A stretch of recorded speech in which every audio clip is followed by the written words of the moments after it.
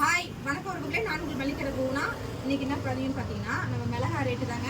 இது மிளகா வந்து பார்த்தீங்கன்னா நீதி மிளகாய் 270 ரூபாய்க்கு கொடுத்துட்ருக்கோம். குண்டு மிளகா பார்த்தீங்கன்னா ரொம்ப அதிரடி ஆஃபராக 280 ரூபாய்க்கு கொடுத்துருக்கோம். எல்லா கடையிலும் பார்த்தீங்கன்னா உங்களுக்கு 330 ரூபா 350 ரூபா விற்கிறாங்க.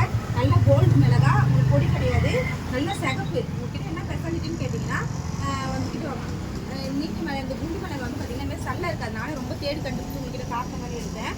எங்கேயோ ஒன்று தான் வரும் உங்களுக்கு. இது வந்து பார்த்தீங்கன்னா இதுமாதிரி சல்ல மிளகா போட்டு அரைக்கும் போது ஃபஸ்ட்டு பார்த்தீங்கன்னா டேஸ்ட்டு கெட்டு போயிடும்.